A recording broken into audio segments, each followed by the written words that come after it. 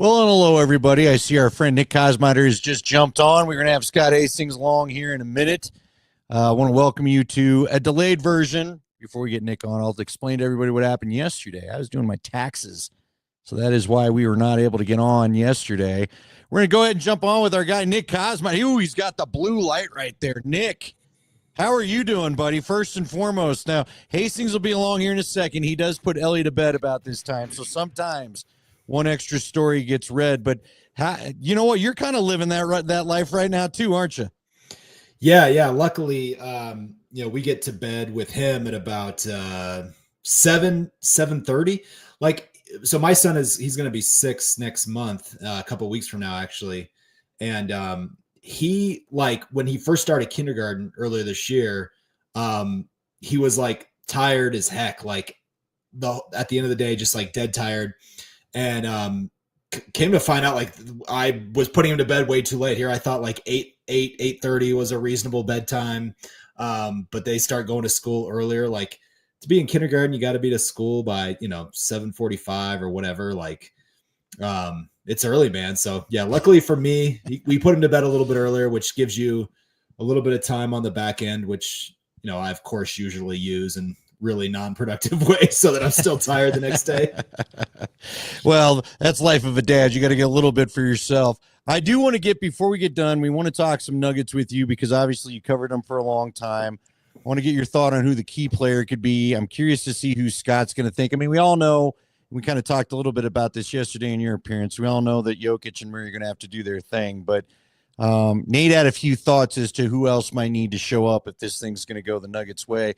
But before we get there, let's talk a little draft. All right, I feel like you and I have talked so much draft, and every time that we get together, I think of a new position that I wouldn't be angry if they drafted. Is there a position at all this team should not draft at any point during this draft?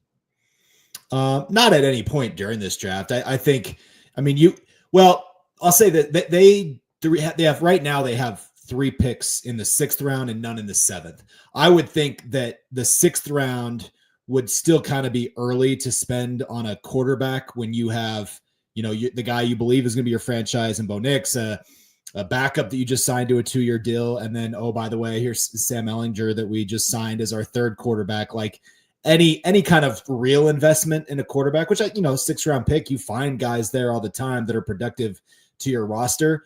So I quarterback is probably the one that I would say anytime, because you could always just grab a guy in undrafted free agency that can, quarterback you during rookie minicamp and all that kind of thing.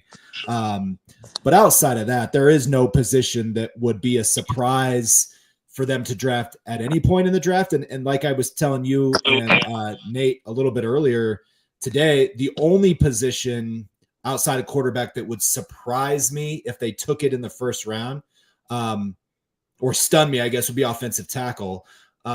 Just because, again, that's a position that you go out and you get it when you need it. It's not one, you're not drafting an offensive tackle in the 1st round to really sit for any period of time. And that's what they would have to do given the contract statuses of Mike McGlinchey and Garrett Bowles, who are 2 guys who are also, by the way, still playing good football. So offensive tackle as a 1st round pick doesn't make any sense to me. And that would probably be true for the first couple of rounds, just based on the other needs that you have, the strengths of this draft in those rounds. I could see them going interior line maybe in the 3rd round or something like that, but I'd be surprised if tackle. Again, this team hasn't drafted a tackle since 2017. So what are we even talking about here? No, I'm with you, but man, and good to see our boys. Hey, Scotty, you got the light. I like our light. Well, hold on. What, you shake your head? No, I got a whole new setup, and so I'm trying it tonight. I like it. See if it works. Let me just say this, though, because we had Leggy on today talking about that. And obviously, it's all speculation until we know who's going to drop. Somebody drops every year, right? Some position somewhere always drops somewhere. If you get down to 18 and one of those top 2 tackles are available, I mean, you don't have young birds playing left and right tackle anymore. Would you not think about, if not 1st, maybe 2nd round, of grabbing a tackle if it's a guy that's high on your board? I mean, 2nd round maybe. Scotty, I think that, again, you have Mike McGlinchey kind of certainly under contract for the next 2 seasons, maybe after 2025. You could get out of that. Like we know that dead money is not like a death sentence for this team. They've navigated. Not anymore. Yeah. they changed the blueprint on dead money. Well, it's interesting for the whole league. It's interesting. I have a story coming out about this tomorrow. In 2014, the Cowboys, they were a rare team. They led the league in dead money, made the playoffs. It did not happen again for a decade, and that was in 2023. The Buccaneers. Because Tom Brady retired, they wanted to post June 1 his retirement, but he submitted the papers in before they could do that, and so they took his whole $35 million cap hit in that 2023 year. They had a bunch of other veterans they cut. They were $80 million in dead money, and what they do, they found Baker Mayfield as a Pro Bowl caliber player for $4 million. The Broncos for nothing. The Broncos turned the 6th quarterback taken in the first round of the draft into a dude who immediately elevates their offense, hits on a couple, mid-market free agents, hits on, guys in the draft like Jonah Ellis and Devon Vele who become contributors immediately, and then see the depth that you've drafted over the last couple of years finally start to kind of come to fruition. That's how you get out of that thing. But yeah. Let me ask you both this then. Then doesn't that scream, hey, Cleveland, wake the hell up. You could draft a quarterback at the number 2 position and eat some dead money and have a rookie quarterback that's pretty good and start over. Here we go. It's the only path out.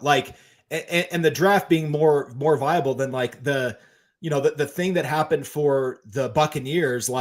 Nobody really saw that coming. Baker Mayfield had played for 3 different teams in the previous calendar year. Right. And again, they also benefited from the fact that they played in the NFC South. I think they were 5 and 7 at some point, and then went on a run. And they're not the only teams that benefited from playing for the NFC South lately. Hey man, yeah, no kidding. Yeah, that's if you're pessimistic about the Broncos' chances of elevating from where they were last year. Not having the NFC South on the schedule is probably one of the reasons you look at it and say, those 4 wins aren't coming so easy this year. All right, but here's the thing, and I want to get back to the Broncos in a second. I'm going to tell you who I'm sick of hearing going to the Broncos because I don't want him ending up. I shouldn't say that, but just, I don't know, right? They're all college players. Who knows what they're going to do? If I've learned anything in 25 years of covering the draft, you don't know. But I'll say this real quick. If Cleveland's not all in on Shedeur or any team, New Orleans, I don't care who it is, I will say this. Sean Payton did teach, I don't know if it's teach me something, but it's the first time Sean Payton going all in on Bo Nix when a lot of people, including this guy here, thought you were nuts for doing it, showed me how it matters how invested you are in somebody. Because I don't think Bo would have worked for all 32 teams. But guess what? He works here. At least he did last year. He landed at the best quarterback spot he could be at. Yeah, because the guy wants him to be the dude, right? Not some weird coaching situation or whatever. So if wherever Shedeur goes, I just hope he gets his Sean Payton. And quite honestly, it doesn't feel like it's Cleveland. I don't think it would be Daboll with the Giants. So I'm not upset if he escapes those teams. You know what I mean, Nick? You're saying as somebody who obviously wants to see him enter the league and have you're talking about it from that kind of perspective. Well, it's to me, I don't mind the Tomlin thing because I think he's a stable coach. Again, Daboll's coaching for his job. I should say this. Stefanski's a really good coach. He's just stuck with the dumbness of trading and then paying Deshaun Watson, right?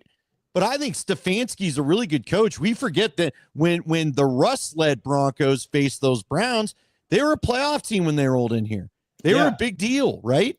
Well, and I think the thing about it is the situations that the Broncos kind of created last year for a quarterback who obviously it ended up being Nix, but what they were set to feature in terms of say what you want about Sean Payton, has a very specific way of knowing what he wants and knowing how to get it. You had a good pass catcher in Cortland Sutton.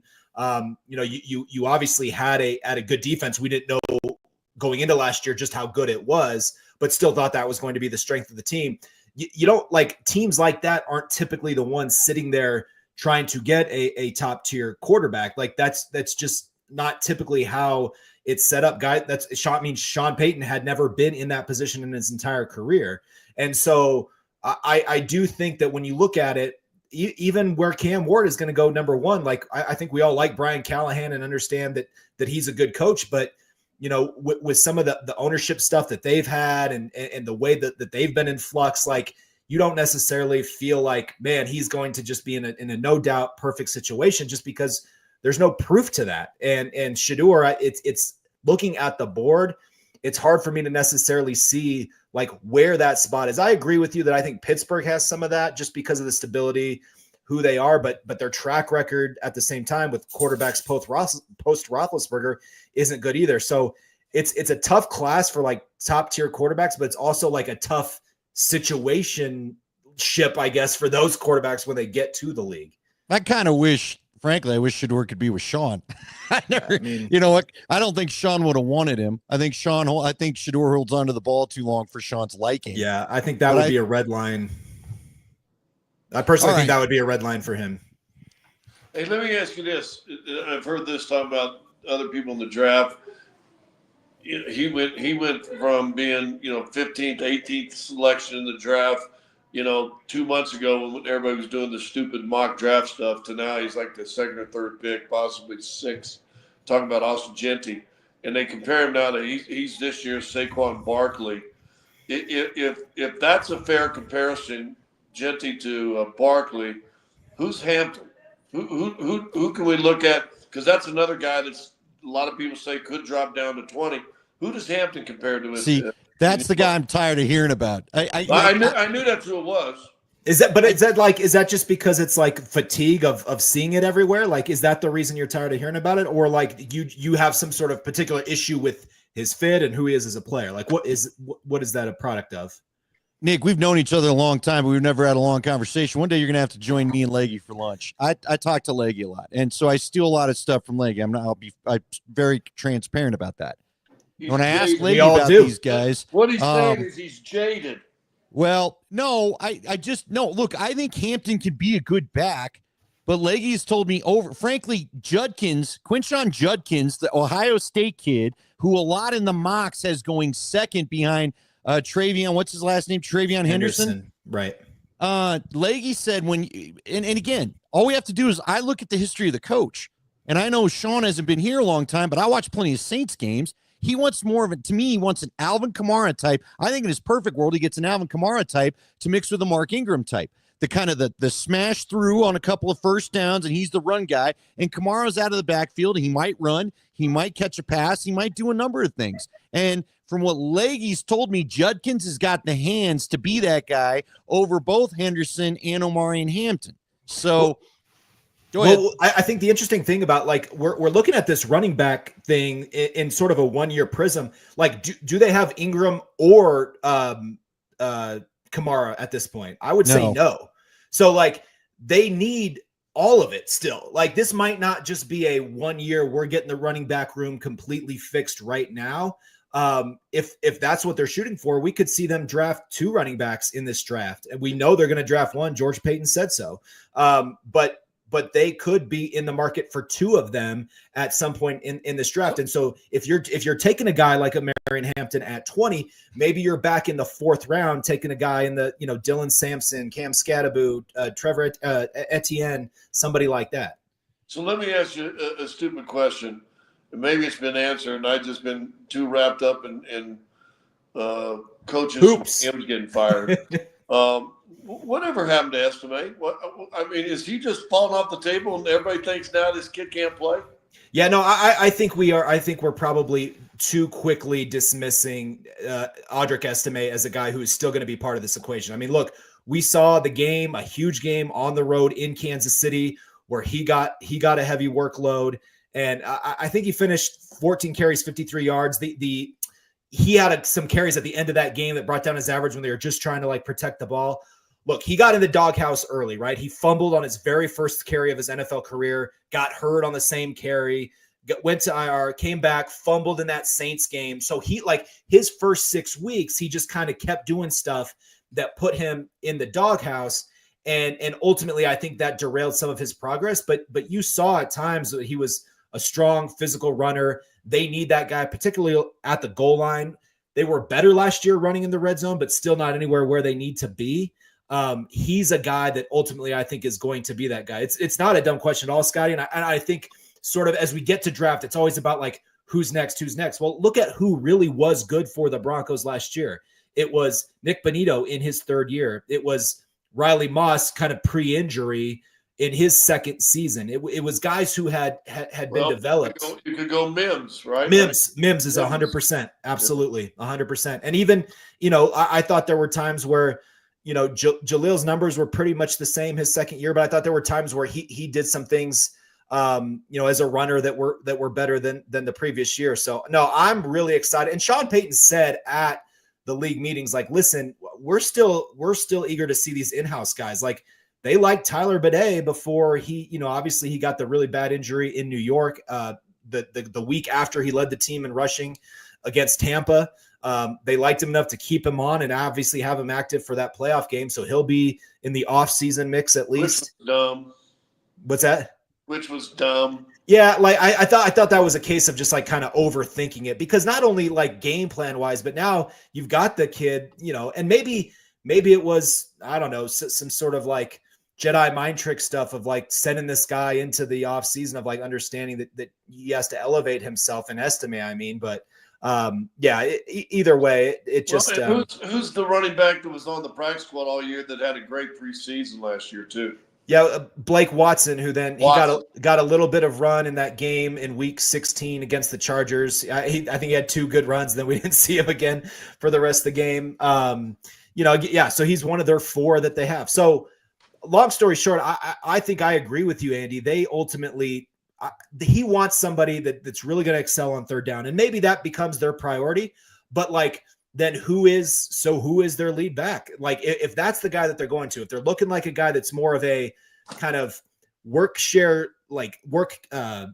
share kind of running back, but that can be your sort of third down guy, be your sort of joker in the passing game, like, then they still need that kind of proverbial workhorse. And again, Sean Payton does not give the ball to a running back 16 times a game. It's just never the way he's operated. They were, I believe, last in the league, or 30-something in the league as far as their number one back carries per game, which was like an 8.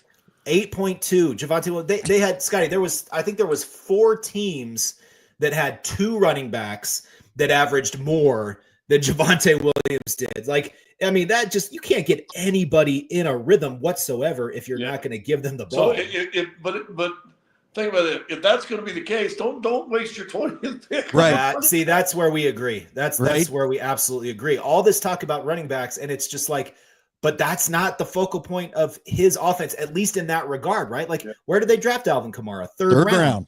Yep. So, all right. Real quick, let's do one more. Here's what I want from everybody. Give me who you want to see them pick, and then we'll move to some Nuggets, because I want to get some Nuggets thoughts from Nick. Come on. You know what? Scotty's looking up. I will tell you, I'd like him and Warrior, the safety out of South Carolina. I just think he's a special athlete. I think he's got a high ceiling. I know it wouldn't be an offensive guy necessarily, but if Warren and Colston Loveland are gone, and I'm still in and out about Colston Loveland. Now, Mike Sanford said today he watched some tape that got him more excited about Loveland from the 23 season, but I just worry about guys coming in injured and never getting healthy. We've seen too much of that around here. But I think including another Michigan guy. What's that? Including another Michigan tight end? Well, yeah, Big Ten guy, right? Not only Jake Budd, but what about our guy Hireman? Hireman? Yeah, yep. Remember they had the other guy from Wisconsin. They drafted like 3 straight tight ends. I can't even remember the guy's name because he never got to play. Yeah. So anyway, I again, if Genty's gone, if the 2 tight ends are gone, like, give me him and Worry, because he could be a dime backer. He could be like, I think he becomes a chess piece for Vance Joseph that helps you become better at tackling and covering in the nickel. And maybe he's your answer for the tight ends that you face in your own division.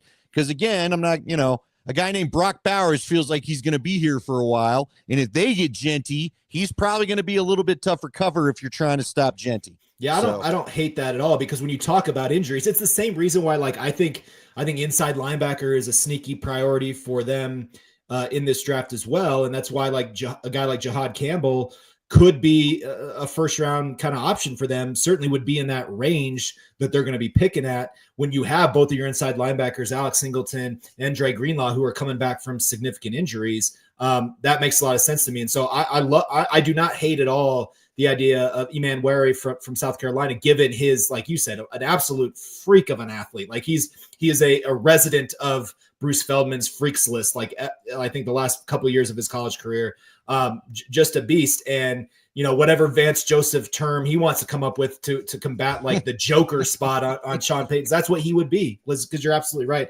Could play all kinds of positions. So he'd be the Riddler. See, now you're sending me down a bad path. What Batman villain is he going to be? Go ahead, Nick. Who you got? Just as long as he ain't the Penguin, because the Penguin can't move. You know what? I take that same. You know what? And we do always talk about the Joker position as an offensive guy, and then you think about guys like Polamalu who could do anything and play any position. Played inside, played rusher, played deep safety. He could do absolutely everything. So if that kid can play a role like that with his athleticism, why not? And in the second round, you want to get another guy like that, go get Langdon Jackson. Okay. Yeah. I mean, I think that's all.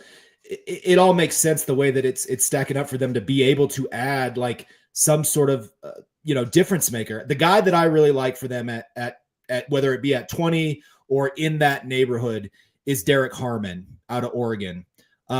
Because I just think that like building a defensive line means that you're constantly adding to it. Just look at Philadelphia. Look at the way that they have continued to build that team year after year by adding talented first and second round defensive linemen. We know Zach Allen's going to get paid. The question is after him, John Franklin Myers, Malcolm Roach, they just extended DJ Jones. That's probably like really a 2-year deal. But you need to continue to get younger on both of your lines, which to your point, Scotty, I don't necessarily think offensive tackle in second or third round. It's not outlandish because of the fact that you do need to continue adding to those lines. And I think Harmon is a guy that could come in. He's not necessarily like a freak interior guy, but he is a consistent weapon as a pass rusher inside, and you just can't have enough of that, I think, in this league. Hey, what was that kid's name? A kid that goes about 450 from Florida, played nose tackle. What this past season? Ran a good 40 for his size right at the combine. Right. Well, who's the guy from Texas last year too? Oh gosh, you guys got me up late. Devondre Campbell? No. Anyway, but there's some of those the big guys. Go to Dane Brugler's list. Jalen Carter obviously fit that role for the Eagles last year as sort of the biggest dude out there that they drafted. Like, but anyway, I think Harmon created more interior pressure last year than anybody. And you can cycle these guys continuously, through give them opportunities to play in multiple spots. Listen, the better your interior D line is, and you've got edge rushers to contain them inside, then you want that pocket just to shrink up the middle. So, I mean, if they think they got the guy, listen, Ellis played good last year, right? Didn't he have 5 sacks as a rookie? Yeah. So, I mean, you got some people. I'm with you. Listen, I don't think good teams ever stop and say, okay, we can have the best guy at this position still available here, but let's go take this corner because we really need a corner. And I think you just get yourselves in trouble when you do stuff like that. Yeah. And I think that the last point I would put on it is that this team, we saw some talent develop in meaningful ways last year. Nick Bonito, Marvin Mims, Pat Surtain, obviously becoming kind of the vision that they had all along. But they still feel the pinch of not having first and second round picks in 2022 and 2023 and not having a second round pick in 2024. Like, that is just a huge swath of talent that you missed out on. Starters, like impact players. And so that, I think, is to your point, Scotty. Like, they're in a position where they still just need to be adding really good football players to this thing more so than the position. I agree with that. All right. By the way, Alfred Collins, I believe, is the DT we're talking about. Thank you to Dane Brugler for that. You said the Florida kid. I'm looking for the Florida kid. He's not in the top 10, but I know who you're talking about because they called him the tush push stopper. All right, let's get on to some Nuggets. We got to get Nick. Might be. I watched a couple Florida games and I'm going, look at that big fat dude. He just made a tackle. Oh my gosh. Oh, is this Cam? Is it Cam Jackson? 6'6", 300 and says 328 pounds, but that's probably being generous. Yeah. 5.17 in the 40, which for a guy like that is for a 350-pound dude at 6'5".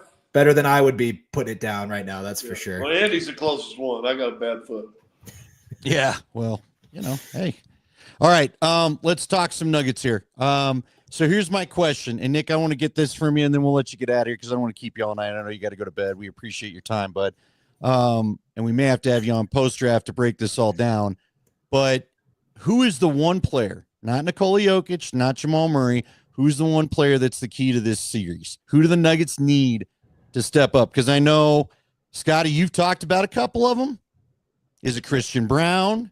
Is it going to be Westbrook becoming more consistent? Who do you think's the key to them getting past the Clippers? Because, man, this is a tough matchup. This is not an easy matchup. Yeah, I mean, asking me for like real insight when you've got the guy sitting here that's like, the expert on it all. I appreciate the opportunity. Well, yeah, look, you covered the team a long time. You talk to smart people. No, but I do sometimes think that like kind of stepping away from it and there's some times when you cover something, you're not seeing the forest through the trees at times. But I just think this is to me, that question is all about Russell Westbrook. Like, what version of him are you going to get? Like, can he avoid some of the stuff look, we know every single possession in these games, especially in this series against the Clippers is going to be absolutely pivotal. He has that experience, but again, there's been these clutch situations where he's not played like that. He just gets going. His adrenaline just gets going so much that you don't always get the calmness. School zone. Yeah, right. Yeah. Exactly. And so I just think like that experience, I do think matters that he has in playoffs. And especially when you're talking about like, you think that he can't get under James Harden's skin a little bit. Like I think that's an ability that he has. So they just have to get the best version of him 100%. I don't disagree with that. I do like it. Listen, he played once again a little out of control in that Sacramento game when Adams' first game, and Adams had him down the last 7 minutes of the game. Yeah. Played Jalen Pickett, who ended up playing great. That'd be a big trust factor, but if you're David Adams, what do you got to lose? I mean, yeah. What do you got to lose? My key is this: if Michael Porter Jr. has a great series, you're going to win this. You're going to win this thing in 5 games. If he has a great series, maybe 4. I mean, a great series. If he's playing, if he's getting his, 1 for 7s, 2 for 10s from the 3-point line in particular, because they really don't have a lot of other threats, then I think it's going to be a tough series. Then you're going to hope that, Peyton Watson can add 1 or 2, or Christian Brown can make 1 or 2. Neither one of them's pure forte. Jamal Murray can't have and he came back from that 6-game absence. It really didn't shoot the ball great.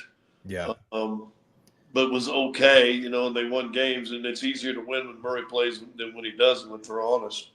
But I think the whole key, especially because you got probably since Kawhi's come back, they got the number 1 ranked defense. Yeah, I think in the league. So they're going to, and they got a center who's going to get votes for Defensive Player of the Year in Zubats, who's every bit as tall as Nikola and probably 35 pounds heavier. Yeah. So he's going to bang on Nikola. You better have guys like Porter and Gordon. Murray's got to be great, and Russ, like you said. Yeah, I think I like the point I put it at is we see like we've seen what it is when Michael Porter Jr. plays at that level. Like you saw it a bunch during the championship run, and obviously didn't when he wasn't that guy against the Timberwolves last year. That really was a huge part of the difference when Michael Porter Jr.'s not on. He's absolutely the X factor. I almost put him in that bucket of like the Murray thing. Like you have to get it from him. Otherwise you got no chance. I got a basketball question for you, Nick. because you're a seam head. I don't know now that you have kids, you've been able to add to the seam head collection that you got as far as your sneaks. A sneakerhead, I guess. Seam head would be baseball. Yeah, I was going to say he's into baseball. Yeah, sneaker. Not watching the Rockies, he's not. No, hey, Cosmider, hey, when he was That would be traveling and doing the Nugget stuff, he's coming in with a new pair of Jordans about every other day, man. He was rocking some shoes. Have you seen some of Joker's new shoes that's available? Oh yeah. No, they've marketed the heck out of those. And they're marking the hell out of them, aren't they? Yeah. No, did you see the video with this kid that the little dude that kind of looks like a mini Jokic and gets the surprise deal? Yes, it's awesome. And he gets to meet Joker back in the players' lounge. I think. Ask for a big old hug. Got a big hug at the end of it. Yeah, but that right there, if I could put one video of Joker, everybody said, what would that be? Would it be the behind the back? No, it'd probably be hugging that kid because that's kind of who Joker is right there. I remember when I was covering the team. Are sweet looking. Yeah, man. They're I'm excited to see too, as they continue to develop it, because that's when it gets exciting. It's hard to get that first signature shoe out. There's just so many roadblocks to kind of getting the design out, getting what you want done. And I think that as Jokic kind of, again, he is accepted obviously more of, what comes with being a guy that's, a walking legend like he is. He's learned how to accept some of that as time has gone on and lean into certain parts of it. I think he'll probably take a little bit more of a creative ownership over it at some point. And I think it'll continue to be big. I always was sort of flummoxed by Nike's inability or unwillingness to market him or really lean into this idea. And I know traditionally big men outside of Shaq haven't really moved shoes or merchandise or anything like that, but Jokic is a unique cat. He's not your normal big man, and he has a huge market of let's face it, white dudes that are going to go, do it. So it's just and don't sleep on European. That's truly you have an entire other continent that is going to absolutely be, wanting to get their hands on that stuff. I just thought dude, they came out with a Peppa Pig shoe because his daughter likes Peppa Pig. Yeah. Come on now. I mean, and they're actually cool looking, man. They're really kind of sweet looking. Yeah, no. And I'm more now getting my son into it because that's kind of where, as you get kids, that's where your funds go. And I just got him a pair of these Kobe's for his birthday. They're it's called the what the, so one shoe is bunch of colors, and then the other shoe is a whole different palette of color, which a 6-year-old just wants to be cool. Wear every different color. So it's fun to get him involved and make some better financial choices. I threw this question out the boys down the radio show. Is Joe Sakic the closest thing we've ever had before to a Nikola Jokic, in the sense that there's no ever questioning his greatness, yet he was fine staying out of the spotlight, and we'll let Peter do this or we'll let Patrick do this, and he was never a hey, come look at me. And I was thinking about that today, watching some film on Jokers, and then we started talking about Sakic. Sakic was the same thing. He never was looking for the limelight. The limelight found him. Yeah. Just like the limelight finds Joker.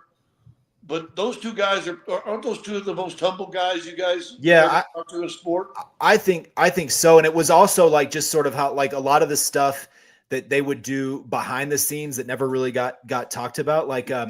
My colleague at The Athletic, I don't know if either one of you guys read this today, but Fred Katz wrote a really good story about Jokic as sort of a quiet leader, the Jokic impact around him. And he had some great quotes from Christian Brown, essentially just saying a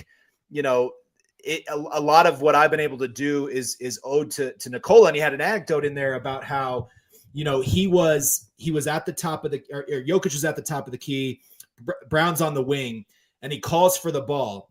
And when he doesn't get the ball right away, he goes and cuts. And this, I think, was during his rookie year. And instead of hitting him, Jokic throws a no look out of bounds because it was thrown to where Brown had been standing. And Jokic pulls him aside and says, "Hey, if you call for the ball, don't cut. like I'm hearing your voice. He doesn't even need to see you, but so I'm hearing your voice. He has, as you know, Scott, you see it every single night, like just this sort of preternatural awareness of where guys are. But just being able to glean those things and be so willing. That was the other thing that I think he quoted Isaiah Hartenstein, who was here for 3 or 4 months, but said like he would constantly ask Jokic questions because he realized what this opportunity that he had to be in front of a guy of that caliber. And Jokic he'll always answer teammates' questions. Like if they come to him like in genuine curiosity, and really wanting to get better, he will give you all the time in the world to kind of share his insight. He's not a gatekeeper of his own like excellence. No. Now you're not going to ever have the natural instincts or the accuracy, all those other things, but you can grow a lot from it, and it's pretty incredible. Nick, what's your prediction for the series? We're having Cats on tomorrow, by the way. Oh, good deal. All right, yeah. What's your prediction for the series? My prediction for the series is 4-3 Nuggets. I think it's a 7-game series. They love to play in those, including one against the Clippers a few years ago. And I think I love your point, Scotty, about Michael Porter Jr. being an X factor. Look, the Clippers are playing some really good basketball. They were always that kind of threat when Kawhi has been healthy. They're a team that I literally just almost kind of forgot about their existence because it just seemed like they were always going to kind of be broken and not having it together. But Ty Lue's a great coach. I just think, again, Nikola Jokic is too good to beat in a 7-game series in the first round when to the Broncos. It's been over there too long. When the Nuggets have home court advantage. So that's how I see it going down. All right. Is that enough to get Adelman the job in your opinion, Nick? Yeah, I mean, that's a good question. I think so, right? I mean, because he's already a guy that was a candidate for other jobs this offseason and was going to continue to be a candidate. And now Portland's out because they re-signed Chauncey, but right. Well, Dad goes to Sacramento. Sacramento's getting whooped right now. So are they? That job may be open. Oh, they're getting throttled by Dallas. Well, isn't that job? I mean, I've not kept up with the day to day, but isn't that job already open? Yeah, Christie's trying to coach him, but it ain't going well right now. Or early in the year, actually. Yeah, Mike Brown. Yeah. That's why I kind of like sort of knew that Malone certainly wasn't going to like his dismissal because he's always the coach that was like going to the mat. Because I remember that Mike Brown, he was really upset about the way he found out, and then same thing with Taylor Jenkins and all that kind of stuff. But that's the league. And look, Adelman is a guy who he has the pedigree. And if you show that this team is connecting in a different way, and Nikola Jokic is on board, like why not? If those results are what happens. You win the first round, and it's going to be he's going to have the upper hand. You win 2 rounds. Oh, I think it'd be impossible not to. And if God forbid, or maybe God willing, they win the whole thing. Then sign a contract at the parade. Yeah.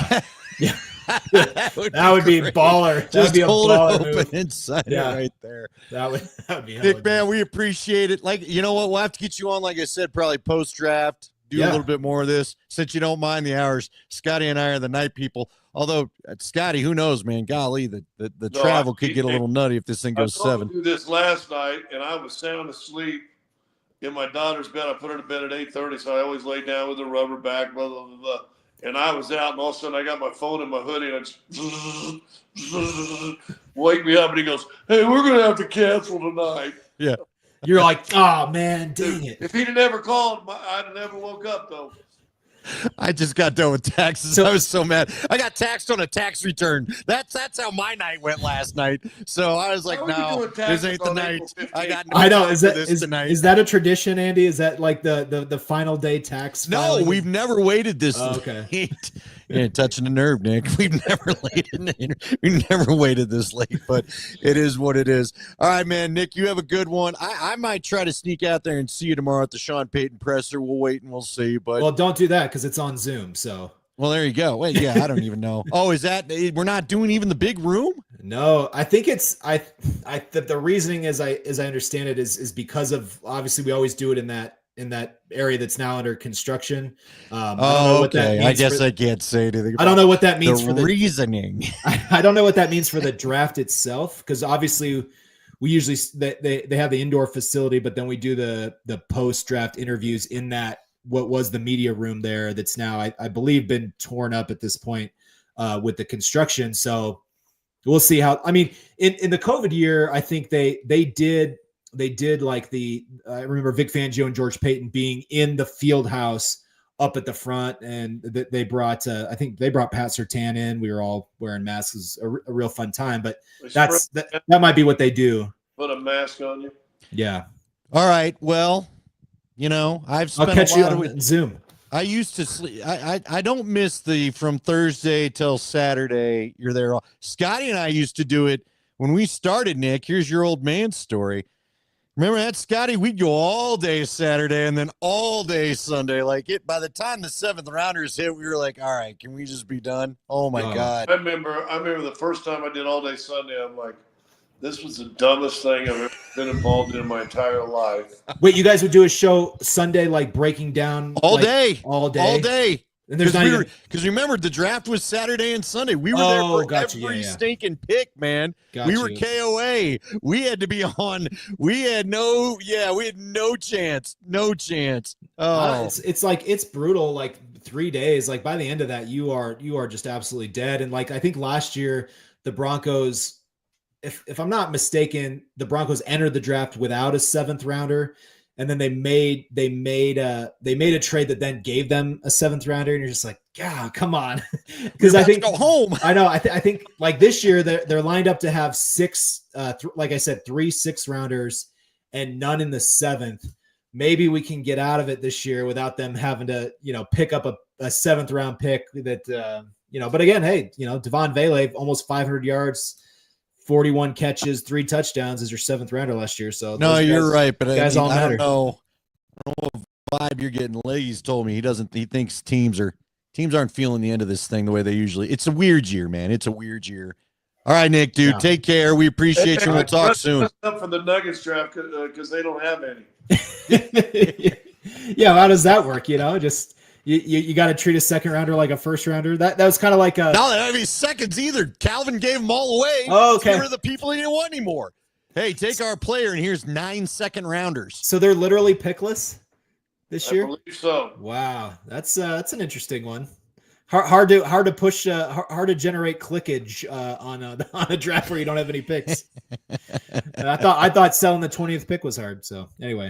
All right, fellas. Thanks a lot. Take care, Nick. Thank you. We appreciate it. There's Nick Kosmider. Read him in The Athletic. Subscribe. He's got a podcast called Not Another Bucking Podcast. Get that B out there. Talks a lot of Broncos, so check his out. You can find it on The Athletic. All right, my friend, I know you're getting tired, but again, just some dude, you've been through a nutty week. We got on here a week ago. The podcast exploded. We'd never had so many live viewers. Week later, it's all settled in. You've seen this team with Adelman. They're about to get this week off and go. They start Saturday. We know that. I guess the Avs start date isn't official. We were under the impression it was Saturday, but I guess that's not been locked down yet. So we'll see. What you got to tell you? How have things been? What's your read? Well, we're having Katie Mitchell, playoff Katie, is covering it for our show. She said everybody was in good spirits today. Everybody was on the floor practicing, so that's good. I think they probably, I don't even know what today is. Today, Wednesday. They probably go a little harder tomorrow and then lighten up on Friday and then be ready to go Saturday. Because Saturday's a 1:30 game. I know. It's crazy, right?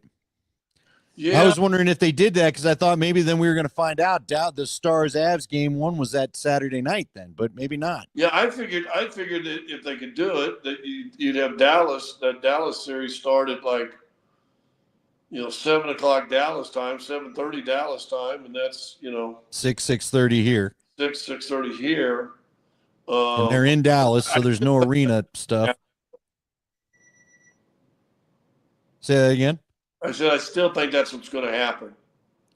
I kind of hope not, man. I listen, the way these two teams are playing, I don't know if my heart can handle 2 of them in one day, frankly. because I think they're both going to be. I think we're going to be biting fingernails the whole way through both of them. Yeah. Seriously, how do you read this Clipper thing? It doesn't feel. And Norman Powell, is Norman Powell going to be the guy on MPJ? Is that who you think gets on? Well, he's the guy that shut MPJ down when he played in Portland. You got probably, we'll put Harden on Christian because they don't necessarily think he's that big of a threat. Put Norman on Michael, Kawhi and Aaron Gordon, and Zubats and Joker. The whole thing matches up pretty well. It's just that whose bench is going to show up a little bit, and obviously bench is shortened. But one of the Achilles heel all year for Denver has been their bench, you know. Well, by the way, here's our guy Tom. Tom hates me, thinks I'm very lazy. Tom, you're here every week. You've been talking shit for 3 weeks, bro. Keep coming. We're glad you're here. What'd he say? Oh, yes, he just runs his mouth. That's what he does. He thinks I'm lazy and that I don't work hard and I don't know anything about basketball. Has been the street. But again, he's here. He's been here for a month and he shows up every week to make sure that I know how much he doesn't like me, which is fine. You're not the first, but you're here every week watching, bro. So we appreciate you tuning in. So at least thank you for that, Thomas. Yeah. Thank you. So, there was a disciple named Thomas too. So yeah, well, there you go. All right. So seriously, who would you say, who would be your one key? Like, is Brown the key to this thing? Because if Brown gets the Harden cover, and we've talked a lot about this, you can't. You've talked about it all year on the broadcast. You've shown it with MPJ. You've shown it. You can't get the slap down going. You cannot slap down on Harden. He will get every whistle. You can't do it to Kawhi. He'll be at the line the whole time. He's almost like a volleyball player diving for a ball. He extends the ball. He wants you to slap him. That's what you want. If you want to slap him, you got to probably try to dislocate his elbow when you come down on it. I mean, you don't want to just brush him, you know. Yeah, I mean, it got so hard down. Harden can go cold or hot on you. He's kind of at that in his career. Kawhi's just been great since he's come back. They're good, man. They're really good. They're a really good defensive team. If Denver could score 110, 112, I'm not sure that they'll be able to beat you. All right. Well, I like it. This is a tight match. They just feel like a lot of the same team, right, Scotty? They don't necessarily shoot a lot of threes. Both teams like to go to the rack. I think Zubats is a physical matchup. I asked this to Nate today. Would you think about mixing up Nikola's minutes to try to steal 3 or 4 minutes away from Zubats so that he doesn't have the physical battle going on in the paint? Well, right? here's the thing. You're not really going to be able to do that. It's not like hockey, swing a line and then get guys off and everything. Joker comes in, Zubats comes in. Joker goes out, Zubats is going to go out. That's what's going to happen. What you hope then is if now it can Zubats at his weight and size, is he ready to play 40 minutes a game? And as the series goes, does that wear down a little bit? I mean, he's a big boy, man. I mean, I know. I mean, he is a load. You got to get him up and down the floor. Well, and we asked that of Christian Brown the other day, and Christian kind of giggled. But I asked him, "Are you gonna run Harden? He's got old legs." Now look, Harden can have his way. Harden is a great shooter. Going to be a tough stop. But man, I'd run him on the other end. I would run him all over the other end of the floor. Make him chase you. Now maybe they switch off, but I'd make him work as much as I could. Try to tire him out down there. Well, half-court defensive teams usually want to get you in half-court games, and that's what the Clippers want to do. And I think you'll be okay offensively in the half-court, but that ain't where you want to live. And I'm with you, especially these first 2 games. You know, wear out them. I mean, let them feel the altitude, man. Let them feel the altitude. Let them feel their age. And then let's go. By the way, have you felt any better this play-in tournament? And right now, let me get the updated score: 89-68. Dallas over Sacramento. Last 4 minutes of the third. Yeah, we'll see. You buying into this anymore, or how do you feel about that? Listen, the only thing Sacramento has until the A's came in town for a couple of years, but the only thing Sacramento has is basketball. So that I guarantee that building is cracked, is loud and full, and they've been all excited about it. Dallas has always had good fans. It kept Dallas and Sacramento two areas of the country involved that you wouldn't normally have involved. And even last night, I thought last night the Golden State game in Memphis, that's a great game. Now I'm not sure. Now Dallas looks good tonight, but I'm not sure. Can Dallas beat Memphis? I don't know. You tell me. Memphis is a weird team. You just saw them a couple weeks ago. I mean, or what? Not even a couple weeks ago. Last Friday. Like Memphis. Hey man, Memphis was a tough game for the Nuggets, and then you and I had talked. It felt like the night before finally kicked in the last few minutes, which I credit the Nuggets for keeping in contact with them so they could put on the gas and pass them in those last 5 minutes. But Memphis is a team I can't figure out. Now, John Morant turned his ankle a little bit last night, right? And ended up kind of gutting it through the Golden State deal, right? So if he's not right, maybe they can. I don't know. They won't play till Friday, so that'll give him enough time. Hey, ain't nobody healthy at this time of the year. Ain't nobody slightly injured. Do you feel like, from what you've seen, are AG and Murray going to be in the best spot they've been in to start the playoffs, considering what you just said? I think if they're not, then you probably ought to get new medical people. And it may just, you're going to have to, get 100% healthy. You're probably going to have to give, 2 or 3 straight weeks off. I get you. But I got to believe you played on Sunday afternoon. And let's be honest, the starters didn't have to play the fourth quarter.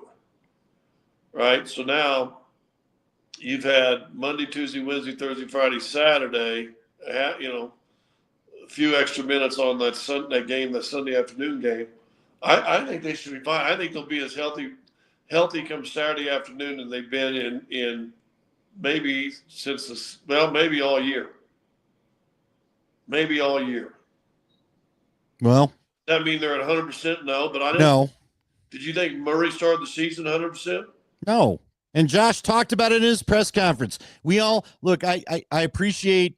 If I'm Murray, I appreciate Josh not necessarily naming names, but Josh talked about guys playing their way into shape, and I think we all know who he was talking about to start the season. And he said, "I get it. You played on the Olympic team, and so maybe you didn't get the rest that everybody else got." So no, I don't think so. I don't know if what's been bugging him is something that started at the beginning of the year and has bugged him all the way through. I hope that's not the case. But whatever it is, I hope they're ready to go. I do worry as you look at the schedule, they're going to be playing. They get a couple days off here and there, but for the most part, it's just about every other night. So I hope everybody's ailments can hold off so they can get through this series, because you've got to have Gordon and Murray to get this done, period. Yeah. Well, between games 1 and 2, you're going to get a day and a half. Right, because you played an early game Saturday, and then after game 2, you have 2 full days in between games before you play Sunday, Monday on Tuesday. Right? I think is it Tuesday? I think you have Sunday off, Monday off, and then you play Tuesday or something like that, and then off Wednesday, play Thursday, off Friday, Saturday, play Sunday. End the series and go home, say goodbye, and then listen. If you're a banged up team and you're a good enough team to win a series, bad teams want to extend series. Good teams want to finish them as soon as you can. Now, when you're 4 or 5, you usually are talking about in the NBA playoffs, 2 of the closely matched teams that are going to be there.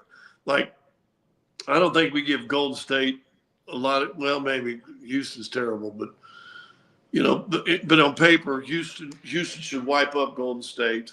If it's Memphis or if it's Dallas, they should get wiped out by Oklahoma City. I think 6-3 is going to be an interesting matchup with Minnesota Lakers. I think 5-4 is going to be interesting too. Well, I just, if they get this done, man, this may be one of the greatest stories Denver sports ever seen. Ever. If the Nuggets were to somehow, if they were just to make it to the finals, this would be incredible, frankly. It just would. Lost the coach, fought through the injuries. I don't think you could have more adversity. You tell me, you've lived it. I'm trying to think of a team that has fought through as what feels like a lot. You know, the vibes have been bad. Josh acknowledged that. You lose your coach. The coach gets dismissed. You've had injuries all year to guys that you absolutely need. And yet here you are. And because you have Joker, you asked like what athlete is like Joker? Like, man, dude, he's like Elway. That's it. It's him and Elway. Listen, they won a championship, and we've talked about it before. The expectations rose to an unbelievable level because you won that championship, and they should, and that's what good franchises do anyway. They want that level anyway. I can't believe people in San Antonio are happy with the last 2 seasons, out of the playoffs. Good teams want to win championships, and Denver finally experienced that, and so the fans finally got and said, "Yeah, hey, this is kind of fun. Let's stay on parade, right? Let's keep going." Bad teams, bad franchises don't do that. Denver just had their third, and we lose sight of this. Denver just had their 3rd straight 50-win season. And all the way back when I played, you win 50 games, you had a good year. And you just talked about all the turmoil, all the injuries, blah, blah, blah, blah, and they won 50 games. Do you realize in the history of the Denver Nuggets, they'd only won 50 games 4 other times? No. Our history. And was it all Carl? I think Carl got one. I think Doug got 1 or 2. But 4 years in right. history. But now you've done it 3 years in a row. I know that's yeah. But again, when you've got the championship and the core together, like you said, that's what comes with the expectations, right? Yep. I mean, you got the core together and you paid the core. So this is what happens when 4 guys that won a championship get paid and stayed on. And frankly, I'd throw Christian in there. He was part of it too. Not the same role, much bigger role, but he was part of it too. Let's get a little Avs talk in before we say goodnight, Irene.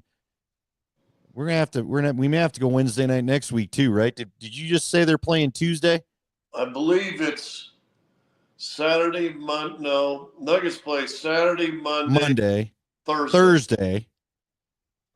So Tuesday I'll either be here or be in LA. Okay. All right. Well, maybe we'll get it back to doing Tuesday so that everybody can join in. For sure. Yeah.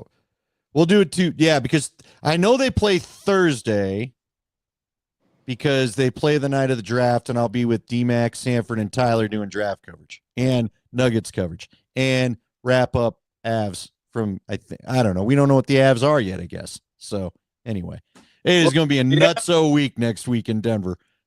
Hey, had a good practice today. How about this? Taking tomorrow completely off. Yeah, I like it. And I don't mind it.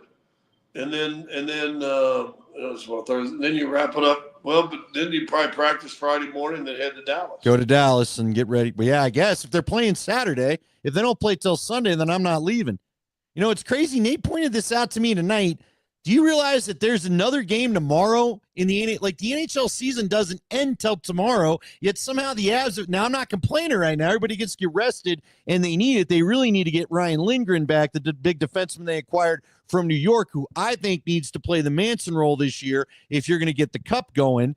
But seriously, dude, how is the schedule so screwed up the Avs finish a full week before everybody else pretty much? Because the NHL front office, I think, is stupid. They got a stupid playoff. They're antiquated. They panicked however many years ago when they went to this playoff system because no Canadian teams were ever making it to the postseason. So they went and screwed everything around. You can't tell me the 2 of your best teams in the West or Dallas and the Avalanche, and you want one of them out in the first round. Well, listen, quite honestly, the Kings have been a little bit of a – what's funny about what you're talking about, because you're right, the Kings have been a bit of the kryptonite for Edmonton here and there too, because they've met the last 4 years. And so now you got Edmonton facing the same dang team. I don't like it. I don't think the fans – like, mix up my matchups. Like you said, there was something about when the Avs had to build towards a Red Wings or a Stars in the finals. And I remember all those years. It was fun. It was crazy. Now you're seeing Dallas so dang like the Stars are not psyched that they have to deal with the Avs this early. The No. Dallas people don't want the Avs this early. And again, you're trying to get better TV ratings, and your best matchups are happening. You know what the great part is about the Western Conference final, or both conference finals? By that time, basketball doesn't have so many playoff games going. You've pared down your playoff games. People can actually watch all this. To have Dallas and the Avs playing right now, when you've got all the basketball starting, there's towns that got their baseball team going, and now you're gonna have 4 playoff series or whatever it is going, dude. You're not maximizing eyes on the television, which is why your TV deal sucks, which is why your cap never goes up. Well, hey, thank God we don't have to worry about baseball in Denver. No, well, I will say this. I give the Rockies some credit. They're battling. They got down 8-2 or 8-1. It's 8-5 right now. I've flipped it over with what looks like a surefire Dallas win. But the Rockies have battled back a little bit. Herman Marquez had a rough start to things, and now awful announcing's put it out that Drew Goodman and Corey Sullivan sort of gave him the old whammy for talking about how great he pitched in Dodger Stadium, and then I guess Ohtani came up and cracked one right away. But it's actually 8-6 in the top of the 6. So maybe they get it done. Hey, real quick, I want to get back to hockey. Let's talk about Gabe. First off, did you think we'd see this? I did not think we'd see him this close to playing again. I give the guy a ton of credit for sticking with this. 3 weeks, a month ago, I thought there was a chance. 2 months ago, 3 months ago, I didn't think we'd ever see him ever again. Scott, at the trade deadline, when Chris McFarland was asked, why did you make all these deals? Is there an update on Gabe? And he goes, I think you all know where this is going. That to me sounded like a man that suggested he's not coming back. That's why we acquired the size of Charlie Coyle. That's why we made all the moves to get the guys that we got. Now my question is it disrespectful if you play him on the third line? The fourth line. See, to me, I don't think you throw him out there against the best of the best. He's got it. However you can in playoff hockey, give him a little ramp up. Well, and Dater came out today, and we've talked about too, about games 1 and 2 to get him, let him get the juice of the home crowd. See, I agree. I think now I hope he's on the trip in Dallas, and I imagine he would be. I would see how game 1 goes. And if you need the juice for game 2, I might throw him in there. Dude, I don't know if you heard it. Probably you didn't, because I know you got. Oh, here it is. Ben says 6:30 Saturday. So we just got that. Thank you, Ben. That must have just been announced. So I'm going to go and check my work email. What we said it would be. Yep, there it is. We did just get it. So thank you, Ben. Oh, you bet. In other words, you're telling your wife, I got to get my honeydew list Friday and Sunday because Sunday's Easter. So, Yep. But there it is. So you got to get your honeydew list going Friday. Well, there it is, man. It's good to see. Anyway, all right. So they only announced that game. They haven't announced the rest of the schedule. Thank you, Ben. All right, but to me, see, I would agree. Gabe on the home ice, that building's going to explode. But I was about to ask you before I saw that, Charlie Coyle, we had him on our show. Great guy. Total Boston dude. Sounded like he was straight out of Good Will Hunting or The Town. I did ask him, I go, your best Boston movie, Departed or The Town? He had to go with The Town, but he's got that accent so thick. It was very funny. But Charlie Coyle, when we asked about getting a chance to possibly play with Gabe, dude, his voice lit up. Guy has not even played with him yet. And you should have heard him talking, Scotty. He's just one of these guys that, I just think the whole team, and think about it, he's got a bunch of guys that his teammates when he left the ice are not, most of them are not his teammates now. Like Gerard, Taze, McCarr, McKinnon, those guys were his teammates. Most of this team has not been his teammate. Of course, EJ's back, so that's going to be insane. But I think if you need the juice, I might play in game 2 just to try to get that split if you need it. Hey, you mentioned EJ, so I'm going a little squirrel on you. Is EJ a retired number? Well, he might be. I'll tell you this, and we were going to have him on the show today, and I think he got caught up. I think he probably did a lot of media appearances, so he's supposed to come on tomorrow. So I hope he does. I'm going to ask him, why so in love with Denver? You saw him break down damn near crying when he came back with Buffalo last year. Like, if there's a dude that loves this place, it's him. And he was here. He and Gabe, it almost feels like they might have to go up as a pair, right? I know retiring two numbers at once has been a sensitive subject this week about things, but EJ and Gabe sort of probably need to go up together, don't they? Well, maybe. What do you think? I don't know. I said this today. I said Eric Johnson's up there on the rafters, especially if they win a cup this year. I don't think you keep him off. No, if he's on the cup twice, yes. Scotty's at home, Danny. By the way, here's the one we can all get behind this. Who can stand Jamie Benn's face? Gotta hate him. Is there a bigger playoff villain than that guy right now? Maybe Bennington in St. Louis, but Bennington, I don't think, has a lot of friends. I hate Jamie Benn so much. I mean, it is a long, warm. It is a. You know what I'm talking about? How about you got Duchesne and Rantanen team too now. I'm not mad at Rantanen, man. I'm not. I may be mad at him after this series if he pumps in a bunch of game winners. But look, man, you made a better decision. You've got a better team. You've got more options. You got better flexibility. The more you hear his side of it, he really didn't want to go. He just thought they were going to win their game of poker. He was silly, and he didn't win his game of poker. So are you done with the anger of Duchesne? I've never been mad at Duchesne. He used to come in literally to KOA Studios. He did 3 shows with me live. I liked the guy. He was always very cool to me. And I guess I was off doing my Broncos only station, the part of my career where the part of the history where he asked his way out. But whatever. Now, yeah, you scoring that goal last year sucks, in part because you needed some scoring, and I kind of wanted you to go get him back. Well, but he's a guy that'll probably never be allowed back in here because of the way that it ended. Well, but here's the funny thing. If it's not for Patrick Wall, Duchesne might still be here.